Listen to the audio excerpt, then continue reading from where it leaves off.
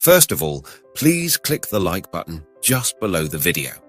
And if you haven't subscribed to the channel yet, please consider subscribing. With a new video, you will be notified.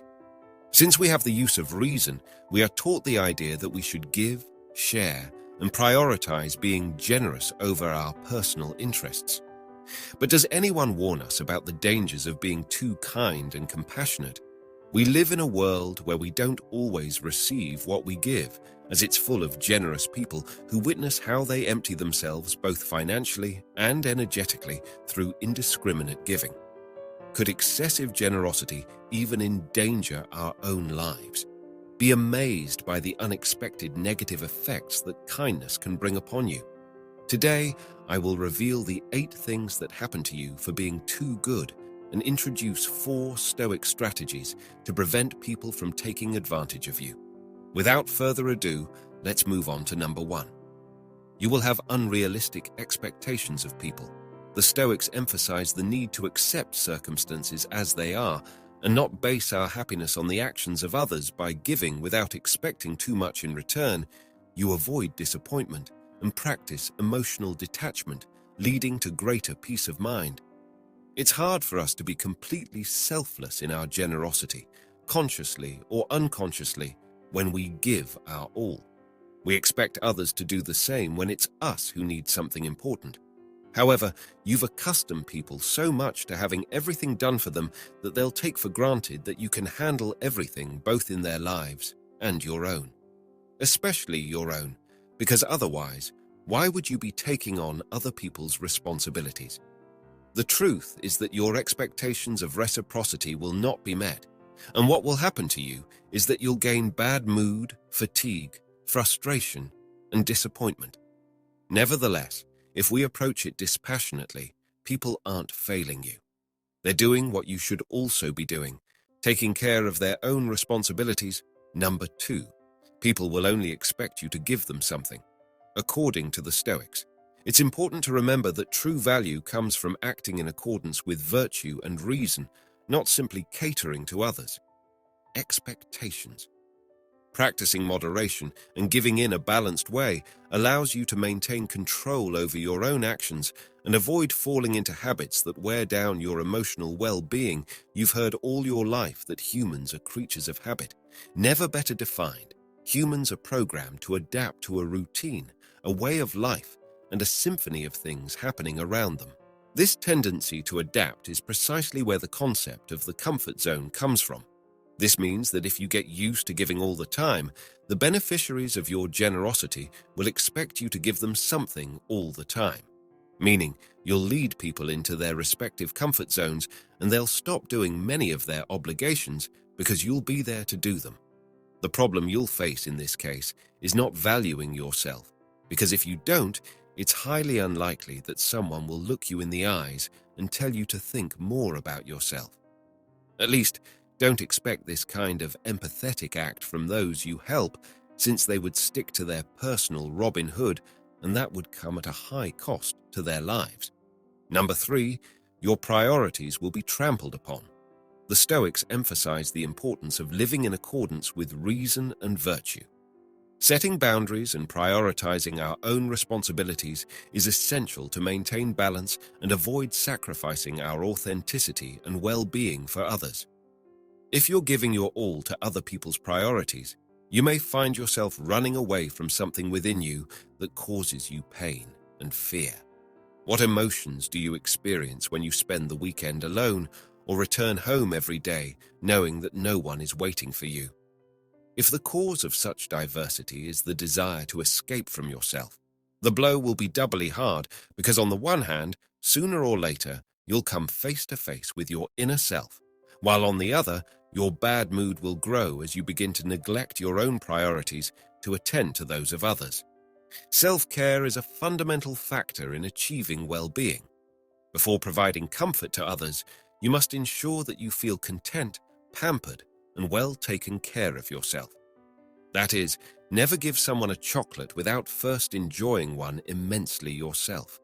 Just as you shouldn't offer to clean a friend's house without first leaving yours spotless and enjoying a good movie while savoring a glass of wine. You come first, then the rest of the world number 4. You will be seen as weak and treated as such. Stoicism encourages us to cultivate inner strength and self-control. By setting boundaries and practicing self-discipline, we can show others that we are committed to our own responsibilities and values, gaining their respect instead of being perceived as weak. If you're helping too much, over time you could be seen as an authority figure in the area where you collaborate with others. You may be giving precisely the opposite impression. Because when you don't set boundaries, people start to see you as weak, exactly like the antagonist of a leader. So much so that they'll turn to you to unload their responsibilities onto you, knowing there's no risk of you saying no. On the contrary, from the moment you start using this magic word, they will begin to feel something for you that they had never thought of. Feeling. Respect, number 5. You'll have many buts, the ones that only come to you when they need something. Stoicism teaches us to value discernment and wisdom by choosing who to help. Through self-control and objectivity, we can recognize genuine people from those seeking to take advantage, avoiding compromising our energies in unproductive situations. Suddenly, those who considered you a good friend now start excluding you from fun to turn to you only when they need something. If we think about it from a calculating point of view, it's not so far-fetched for this to happen to you, as people don't usually invite their employees and collaborators to have coffee with them, let alone share a beer. Of course, what's happening to you is logical, but it doesn't mean it's fair. Therefore, you must learn to manage the strategies to prevent people from using you, which I'll share with you at the end. Number 6.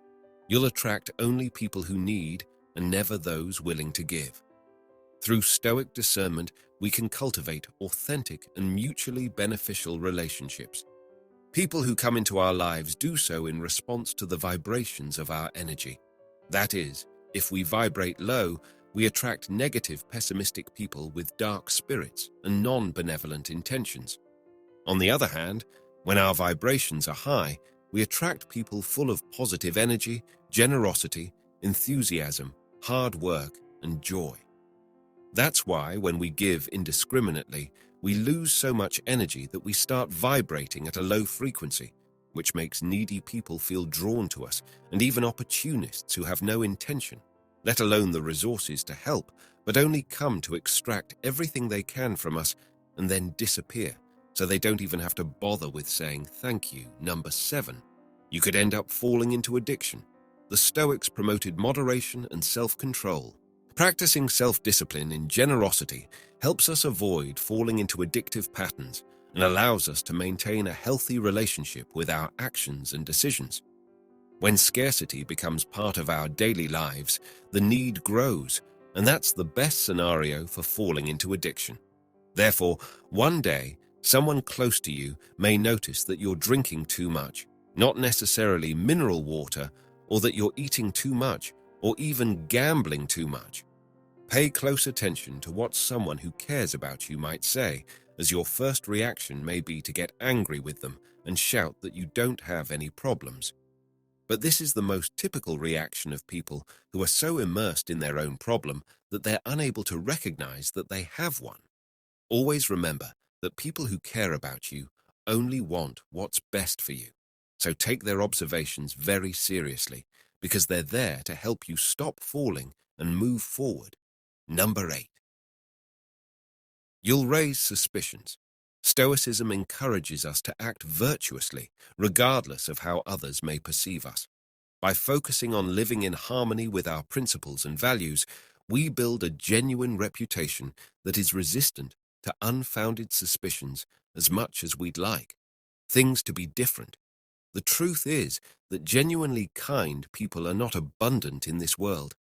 Therefore, if you are one, you'll raise suspicions instead of admiration and gratitude. It won't be long before you display your kindness for people to start wondering what's going on with you and what hidden intentions you have that you don't reveal to anyone. This means you've encountered a group of distrustful people, not necessarily, but it's more likely that they're being realistic. Most overly keen people tend to hide such macabre intentions that it's best to stay away from them and give up the help they want to provide. Now let's look at the strategies to prevent people from using you. Strategy number 1. Listen to your feelings. They are talking to you based on the Stoic idea of self-awareness. Pay attention to your emotions and feelings. The Stoics believed in the importance of self-reflection to understand your reactions and needs. By listening to your feelings, you can identify if you're giving excessively and emotionally exhausting yourself, allowing you to adjust your focus and find a healthy balance. How do you feel when you help others? Thinking about yourself and prioritizing them is such an altruistic act that practicing it should make you feel like you're walking on clouds.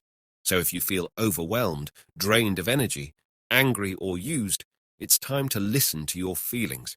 If something to which you have no obligation causes you so much discomfort, it's necessary not to deceive yourself, so you can discover how the help you're providing affects your well-being strategy. Number 2. Lose the fear of the word no. Following Stoic teachings, recognize that your time and energy are valuable and must be consciously and balancedly allocated. Saying no in situations where you feel overwhelmed or when the request is unfair is a way to exercise self-control. Even though the word no is associated with negative behavior and pessimism, it's normal for us to struggle to say no. However, negativity is what will become our life if we don't develop the ability to say this word. When someone demands more of us than we can give, practice in front of the mirror and convince yourself that it's the only way to regain your freedom and avoid unnecessary and potential risks. Strategy number 3. There is a time and a space for you. Respect them. Following the Stoic principles of self-discipline and self-respect, it's essential to set aside time and space to take care of yourself. Do what you enjoy doing. Practice yoga, draw, listen to music while having a cup of tea. Whatever motivates you. Finishing your obligations as soon as possible so you can practice. This is something you should take very seriously as scheduling this time daily or weekly. Therefore, if someone asks for your help during that time, they must be very respectful and cooperative with yourself, not with the person. So without remorse, you tell them no and enjoy that time and space just for yourself. If you don't want to be so abrupt, you can offer your help for another time, but always make it clear that your availability will be limited because you have a life to attend to. Strategy number 4. Identify energy vampires and distance yourself from them following Stoic principles of self-discipline and discernment.